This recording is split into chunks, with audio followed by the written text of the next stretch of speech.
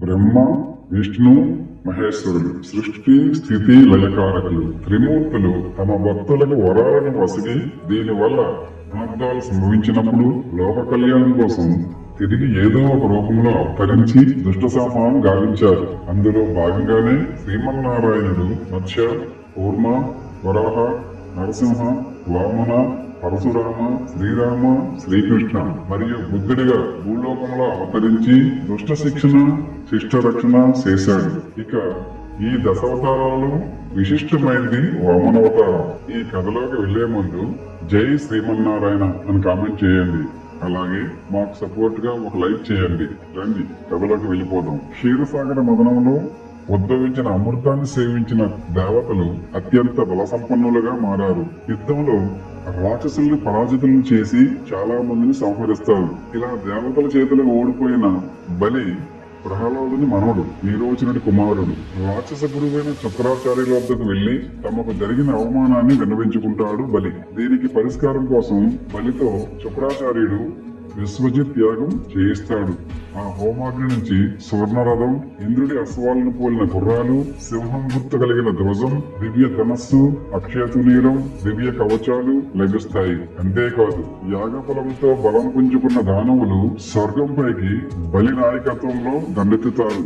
దేవతలను ఓడించి స్వర్గాన్ని బలి చక్రవర్తి ఆక్రమిస్తాడు. విశ్వజిత్ యాగంతో శక్తివంతులైన రాక్షసులను జయించడం చాలా కష్టమని, మంచి రోజులు వచ్చే వరకు ఎక్కడైనా తలదాచుకోమని దేవతల గురువైన బృహస్పతి చెప్పడంతో దేవతలంతా స్వర్గం విడిచి వెళ్లారు. ముల్లోకాలను తన పాలనలోకి తెచ్చుకున్న బలి చక్రవర్తి అనేక అశ్వమేధ యాగాలు నిర్వహించాడు. అడిగిన వారికి లేదనకుండా ఏదైనా ఇచ్చే దానశీలిగా చక్రవర్తిగా పేరుగాంచినాడు. బలి చక్రవర్తి ధర్మపాలనలో ఎవరికి ఎటువంటి కష్టాలు కలగలేదు. ఇక అదితి తన కుమారులైన దేవతలు సర్వం కోల్పోవడంతో కుమిలిపోతుంది. తన భర్త కశ్యప ప్రజాపతి సూచన మేరకు పయోవ్రతాన్ని ఆచరించింది.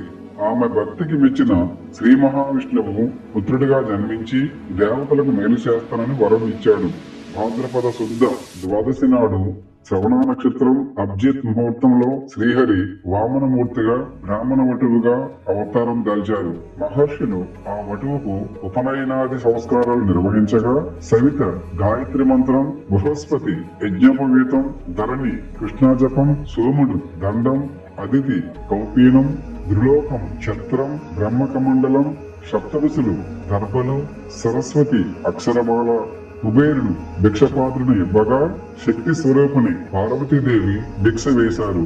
నర్మదా నది తీరంలో మృగకచ్చ క్షేత్రంలో బలి చక్రవర్తి యజ్ఞం చేస్తున్న ప్రదేశానికి వామనుడు బయలుదేరాడు.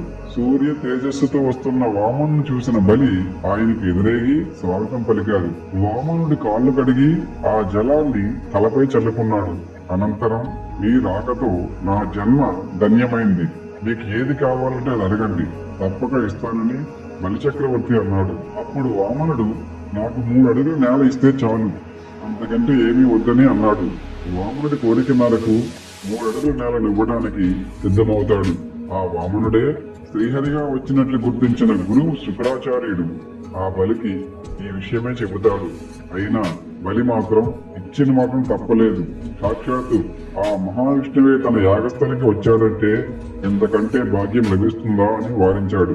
వామనుడి చేతిలో నీటిని పోసి దానం చేస్తుండగా బలి మీద వాత్సల్యంతో కమండలంలోని నీరు చేతిలో పడకుండా శుక్రాచార్యుడు పురుగు రూపంలో అడ్డుపడతాడు.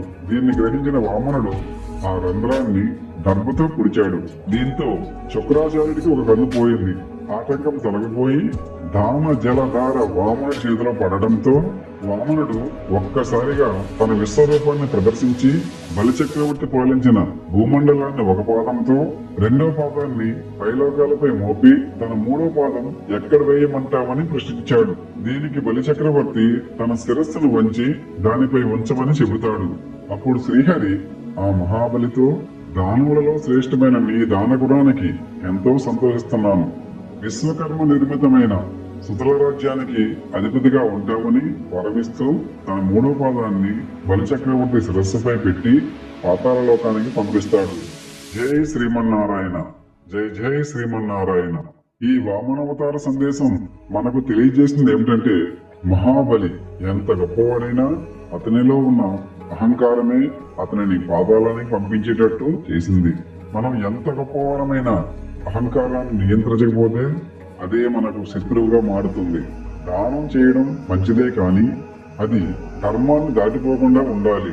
మహాబలి ఆలోచించకుండా వామనకు భూమిని ఇచ్చాడు. మనం నిర్ణయం తీసుకునేటప్పుడు ఆలోచించి వ్యవహరించాలి. మహాబలి చివరికి తనకు తానుగా ఆ వామనుడైన మహావిష్ణువుకి సమర్పించి పాతాళలోక పాలకుడు అయ్యాడు. భగవంతుడు ఎప్పటికప్పుడు తాను అవసరమైన రూపంలో అవతరించి ధర్మాన్ని కాపాడుతూ ఉంటాడు. ఈ వీడియో మీకు ఉపయోగపడిందంటే లైక్ చేయండి, షేర్ చేయండి.